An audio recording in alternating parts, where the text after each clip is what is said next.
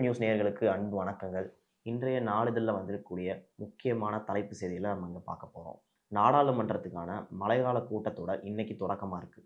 அதாவது ஜூலை 21 ஆரம்பித்து ஆகஸ்ட் 21 வரைக்கும் இது நடக்கிறதா இருக்குது. காஷ்மீர் பகல்காமில் நடந்த பயங்கரவாத தாக்குதலுக்கு அப்புறம் நடக்க போகிற முதல் கூட்டத்தொடர்னால இது வந்து முக்கியத்துவம் வாய்ந்ததாக இருக்குது. இந்த கூட்டத்தொடரில் ஆப்ரேஷன் சிந்தூர், அப்புறம் இந்தியா பாகிஸ்தான் பிரச்சனை, அது மட்டும் இல்லாமல் இந்த பிரச்சனையை வந்து அதிபர் ட்ரம்ப் தான் தீர்த்து வச்சாரு அப்படிங்கிற மாதிரி விஷயங்கள்லாம் நடந்துச்சு. இதனால் இதை பற்றிலாம் கூட்டத்தொடரில் விவாதிக்கப்படும் அப்படின்னு சொல்லிட்டு எதிர்பார்க்கப்படுகிறது. அதை தாண்டி மத்திய அரசு 8 மசோதாக்களை வந்து கொண்டு வரதா இருக்காங்க.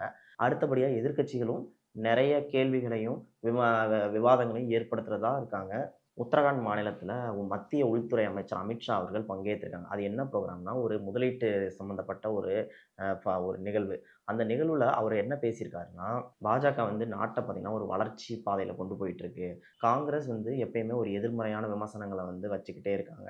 அது எந்த மாதிரி விமர்சனம் மாதிரி வைக்கிறாங்கன்னா, பாலில் வந்து எலுமிச்சம்பழத்தை புழிஞ்சு விட்டா எப்படி ஒரு டேஸ்ட் மாறுமோ அந்த மாதிரியான விமர்சனங்களை வந்து காங்கிரஸ் பிஜேபி மேலே வைக்கிறதா வந்து மத்திய உள்துறை அமைச்சர் அமித்ஷா அவர்கள் சொல்லிட்டு இருக்காங்க.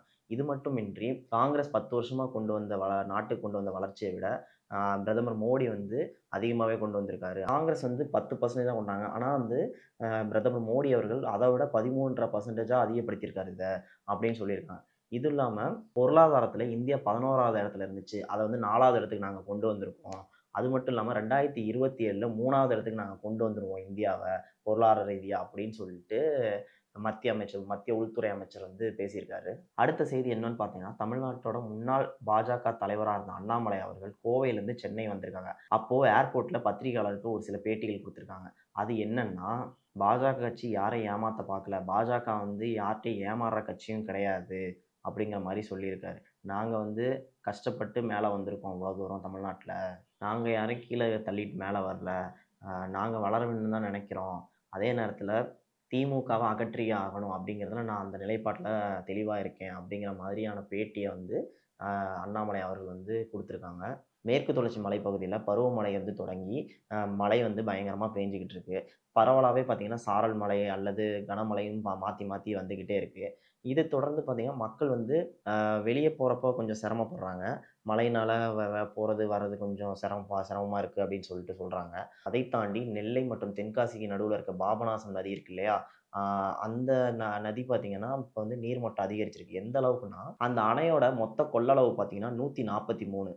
இதில் 115 அடிக்கு நீர்மட்டம் உயர்ந்திருக்கதா வந்து சொல்லப்படுது.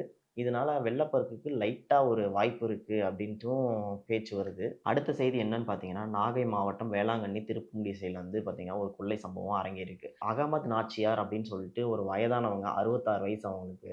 அவங்க வந்து வீட்டில் தனியாக வந்து மாடியில் படுத்து தூங்கியிருக்காங்க. அங்கே வந்த மர்ம நபர்கள் அவங்கள நோட்டமிட்டு அவங்க கழுத்தில் இருக்க 5 பவுன் செயின் எப்படியோ வந்துட்டு நாளே நோட்டமிட்டிருக்காங்க. நோட்டமிட்டு அவங்க என்ன பண்ணியிருக்காங்கன்னா, அவங்க வீட்டு வாசலில் இருந்த இரும்பு கேட்டு, காம்பவுண்ட் கேட் இருக்கும் இல்லையா, அதை வந்து கழட்டி சத்தம் கேட்காம வெளியே வச்சுருக்காங்க முதல்ல. அப்புறம் பொறுமையாக வந்துட்டு மாடிக்கு ஏறி போய் அந்த மூதாட்டியை கழுத்தை நெரிச்சு கொலை பண்ணிட்டு 5 பவுன் அவங்க கழுத்தில் இருந்த 5 பவுன் நகையை வந்து எடுத்துட்டு அங்கேருந்து தப்பி ஓடிருக்காங்க. இது சம்மந்தமாக பார்த்தீங்கன்னா போலீஸ் ஸ்டேஷனில் வந்து கம்ப்ளைண்ட் எழுதி கொடுக்கப்பட்டிருக்கு. விசாரணையை மேற்கொண்டுகிட்டு இருக்காங்க. மேலும் வந்து இது பற்றி தகவல்கள் வந்து விசாரணை வந்தால் தான் தெரியும். தினந்தோறும் நாளிதழ்களில் வரக்கூடிய செய்திகளை தெரிந்து கொள்ள ஈத்தமிழ் நியூஸை ஷேர் செய்யுங்கள், சப்ஸ்கிரைப் செய்யுங்கள், தொடர்ந்து ஆதரவு தாருங்கள். நன்றி, வணக்கம். நமது ஈத்தமிழ் நியூஸ் சேனலில் உங்களது பொருட்களை வெறும் 500 ரூபாயில் விளம்பரம் செய்ய வேண்டுமா? தொடர்புக்கு 7806942275 தொடர்பு கொள்ளுங்கள்.